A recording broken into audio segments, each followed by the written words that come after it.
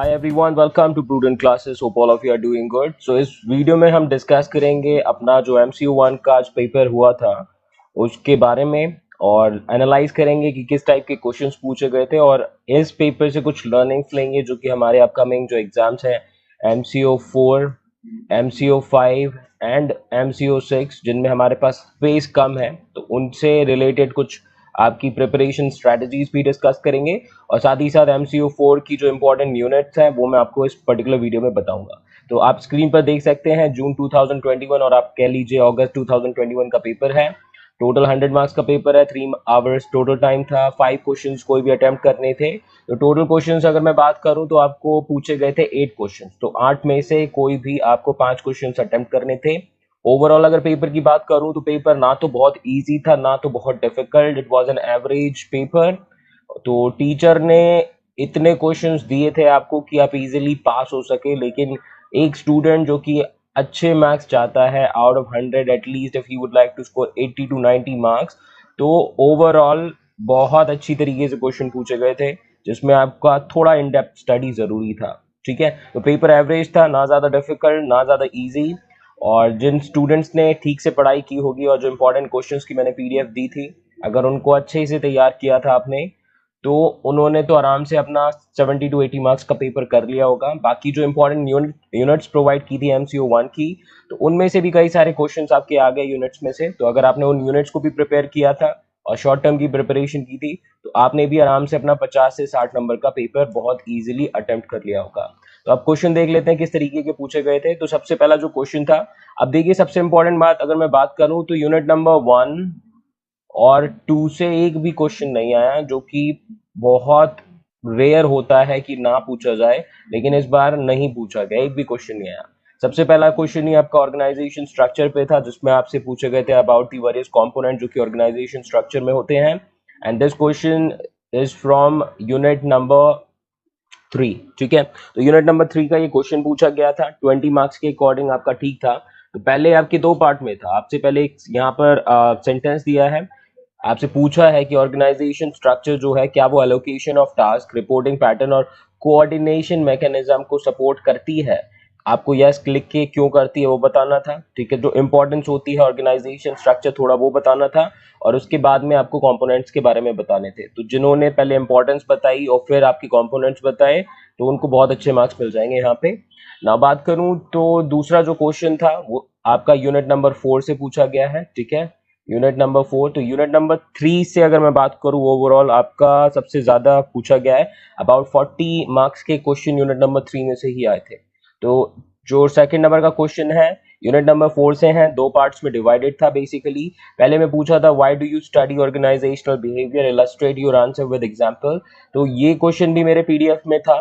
जो important questions की PDF मैंने आपको प्रोवाइड की थी, ये क्वेश्चन भी उसमें था आपका और ये हमारी इंपॉर्टेंट यूनिट में भी था। इसके अलावा हमारा जो बी पार्ट था उसमें पूछे गए हैं आपसे इंडिविजुअल पर्सपेक्टिव ऑर्गेनाइजेशनल बिहेवियर के एंड किस तरीके से जो इंडिविजुअल पर्सपेक्टिव है वो एक इंडिविजुअल की ग्रोथ में हेल्प करते हैं। तो ये भी आपका क्वेश्चन जो था हमारा PDF में था ऑलरेडी अवेलेबल। नाउ अब कुछ क्वेश्चंस ऐसे आए जो कि बेसिकली आपकी नॉलेज टेस्ट करने के लिए थे बट बहुत ही बेसिक क्वेश्चन थे। क्वेश्चन नंबर 3 का पार्ट ए और पार्ट बी की मैं अगर बात करूं तो ये है यूनिट नंबर 6 में से। ठीक है, यूनिट नंबर 6 में से पूछे गए हैं। आपसे पूछे गए थे वो फैक्टर्स जो कि परसेप्शन को इन्फ्लुएंस करते हैं। इस पर ऑलरेडी मैंने एक वीडियो आपका दे रखा है, तो जिन्होंने भी वीडियोस देखी होंगी मेरी उसमें आपको मिल गया होगा ये। अब दूसरा पॉइंट था हमारा कि किस तरीके से परसेप्चुअल स्किल्स को डेवलप किया जा सकता है ऑर्गेनाइजेशन में, एग्जाम्पल के थ्रू आप एक्सप्लेन करें। इजी क्वेश्चन है लेकिन जिन्होंने भी थोड़ा यूनिट पढ़ रखा होगा वो अटेम्प्ट कर चुके होंगे। नाउ बात करेंगे नेक्स्ट क्वेश्चन की। अब यहाँ पर एक क्वेश्चन पूछ लिया गया कि जो स्ट्रेस है उसके क्या क्या कॉन्सिक्वेंसेस होते हैं। नॉर्मली जो क्वेश्चन पूछा जाता है वो ये था कि कितने टाइप के स्ट्रेस होते हैं, किस तरीके से स्ट्रेस मैनेज किया जाए। तो ऐसा नहीं पूछा, सीधे कॉन्सिक्वेंस पूछा जो कि आपका एक बिल्कुल यूनिक क्वेश्चन रखा टीचर ने।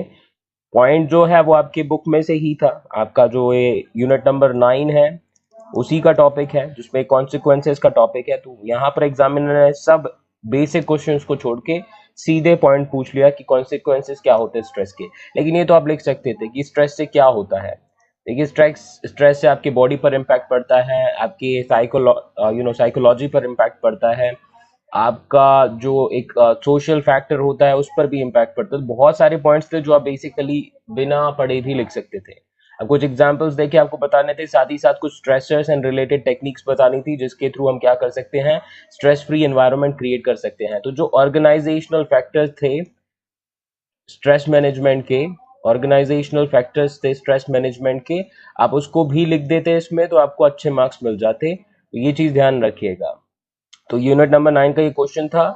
नेक्स्ट आ गया एक क्वेश्चन जो कि मैंने यहाँ पर अपने इंपॉर्टेंट पीडीएफ में जो क्वेश्चंस थे उसमें दिए थे, मैस्लो नीड्स हायरार्की और हर्ट्जबर्ग टू फैक्टर थ्योरी। ठीक है, तो जिन्होंने भी अटेम्प्ट करा, अब देखिए हर्ट्जबर्ग टू फैक्टर थ्योरी को यहाँ पर क्रिटिकली एग्जामिन करना था और वहीं पर इन दोनों के बीच में डिफरेंस भी देना था।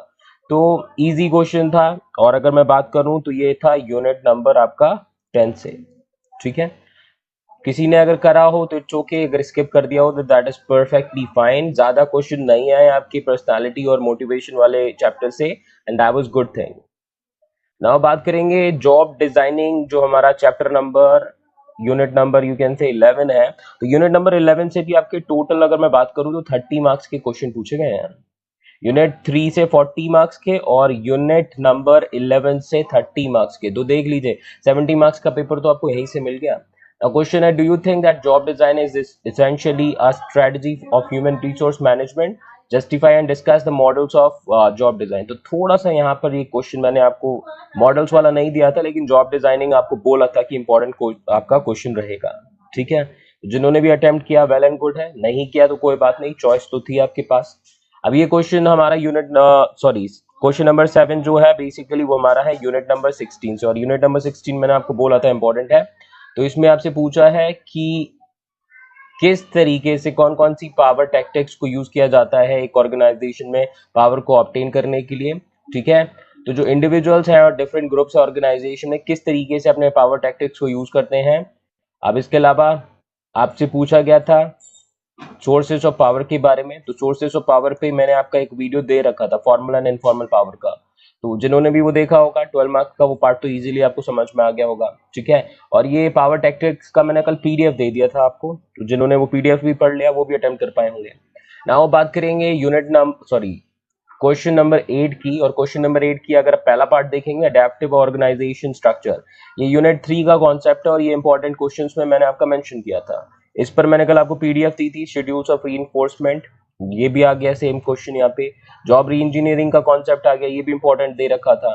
तो schedule of reinforcement unit number 5 का था, ये हमारा यूनिट नंबर 11 का हो गया, जो कि है बेसिकली हमारी job design and job satisfaction. और लास्ट हमारा जो क्वेश्चन था वो था यूनिट नंबर 3 से, जिसमें आपको पूछे गए हैं वो फैक्टर्स जो कि एक इफेक्टिव ऑर्गेनाइजेशन को बिल्ड करने में हेल्प करेंगे। ठीक है, तो ये भी आपका जो था यूनिट नंबर 3 से था। तो ओवरऑल पेपर एवरेज था, जिन्होंने थोड़ा बहुत ठीक से पढ़ाई की है वो अच्छे से अटेम्प्ट करके आए होंगे। तो आप कमेंट करके बताइएगा कि आपका पेपर कैसा रहा, कितने मार्क्स का आप अटेम्प्ट करके आए, कितना एक्सपेक्टेड आपका रहेगा। तो अब इससे हमने एक चीज सीखी, जो क्वेश्चन है वो बेसिक नेचर के आते हैं लेकिन बहुत ही अनसर्टेनिटी वाला पॉइंटर हमेशा रहता है इग्नू में। कभी भी किसी भी तरह के क्वेश्चंस पूछे जा सकते हैं, कोई भी यूनिट एक्चुअली में इंपॉर्टेंट नहीं है। यहाँ पर टीचर के मूड पर डिपेंड रहता है कि वो कौन से यूनिट को इंपॉर्टेंट बना दे। बहुत से स्टूडेंट्स से वो कहते हैं आपने इतने सारे इंपॉर्टेंट क्वेश्चंस दे रखे हैं, इतने सारे थोड़ी आपके तैयार कर सकते हैं, लेकिन आपको तैयार करने पड़ेंगे क्योंकि आपके सब्जेक्ट बहुत ही लेंदी है, या फर्स्ट सेकंड या 8th 9th क्लास के जो एग्जाम्स हैं उनकी प्रिपरेशन नहीं कर रहे हैं, आप अपने पीजी पोस्ट ग्रेजुएशन एग्जाम्स की प्रिपरेशन कर रहे हैं। तो जो स्टूडेंट सोचते हैं कि एक दो दिन की स्टडीज में काम हो जाएगा, वो नहीं होगा। आगे जो आपका MCO 4 का पेपर है, मैं गाइस आपको बता दूं बहुत डिफिकल्ट पेपर है, इसमें आपको मार्क्स एकदम इजीली नहीं मिलते और बहुत थ्योरी है। अभी से प्रिपरेशन करना शुरू कर दीजिएगा MCO 4 की, नहीं तो बहुत आगे डिफिकल्टी होगी आपको। अब मैं आपको बता देता हूँ इंपॉर्टेंट यूनिट्स जो कि आपको तैयार करनी है। सो गाइज यहाँ पर अभी हमारे जो इम्पोर्टेंट चैप्टर्स की लिस्ट है MCO4 की, वो आपके स्क्रीन पर आ चुकी है, आप देख सकते हैं। तो आप given you list of total 12 chapters, इनको आपको अच्छे से प्रिपेयर करना है। और इनमें भी कुछ यूनिट्स मैं आपको पहले बता रहा हूँ जिनको आप सबसे पहले प्रिपेयर कीजिएगा। Unit number 3, unit number 7, unit number 8, unit number 11, 12, 15 और 17, ठीक है। इनको सबसे पहले प्रिपेयर कर लीजिएगा। और उसके बाद में आपका एक यूनिट नंबर 20 भी बहुत इंपॉर्टेंट है, यूनिट नंबर 1 इंपॉर्टेंट है, ठीक है। और इनके बाद में आपकी रिमेनिंग बैलेंस ऑफ पेमेंट और फिर आपके कैपिटल मार्केट और नंबर 2, ये नंबर 2 वाला आप एंड में भी कर सकते हो, कोई दिक्कत नहीं है। बट ये 12 आपके बेसिकली यूनिट्स हैं जिनको आप अच्छे से प्रिपेयर कर लोगे। तो देखिए गाइज, आपने देख लिया MCO1 के पेपर में कि पेपर बहुत ही अनसर्टेन होता है। तो यहाँ पर आपके पासिंग मार्क्स तो बहुत आराम से ऑब्टेन कर लेंगे।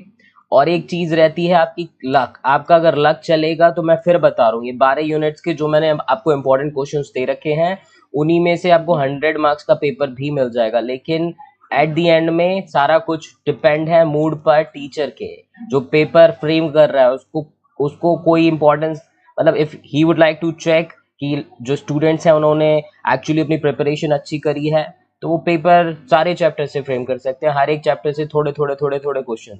अगर उनका नहीं है मूड चेक करने का, तो एक ही चैप्टर से 3-4 क्वेश्चंस भी हो सकते हैं आपके। तो सारा कुछ लक और मूड पर डिपेंडेंट रहता है। लेकिन आप फिर भी ये 12 यूनिट जो मैंने आपको इंपॉर्टेंट बताई है, इनको तैयार कर लीजिए। जो आपको इंपॉर्टेंट क्वेश्चंस की PDF मैंने ऑलरेडी अपलोड कर रखी है टेलीग्राम चैनल पर, एक बार उसको देख लीजिएगा। नहीं तो वीडियो ऑलरेडी आपको मैंने प्रोवाइड की है इंपॉर्टेंट क्वेश्चंस की MCO4 के, उसको एक बार देख लीजिएगा। और जो इंपॉर्टेंट क्वेश्चंस है उनको आप अगर प्रिपेयर करेंगे तो भी आप आराम से 80 to 90 मार्क्स का पेपर आराम से अटेम्प्ट कर सकते हैं। लेकिन डिपेंड करेगा आपने अपने जो प्रिपरेशन है वो कैसे की है। और जितनी हो सकेगी मैं अभी आपको इंपॉर्टेंट जो वीडियोस है वो प्रोवाइड करने की कोशिश करूंगा, तो उनके थ्रू भी आपको हेल्प मिलेगी। और मिलते हैं अभी नेक्स्ट वीडियो में, अभी के लिए इतना ही, ठीक है। और जो भी आपके क्वेरीज हैं आप कमेंट करके पूछ सकते हैं। और टेलीग्राम ग्रुप को भी ज्वाइन कर लीजिएगा, जिससे कि जो भी अपडेट्स हैं वो मैं आपको देता रहूंगा। Alright, so thank you so much for watching. Perform best in your exams. Bye bye.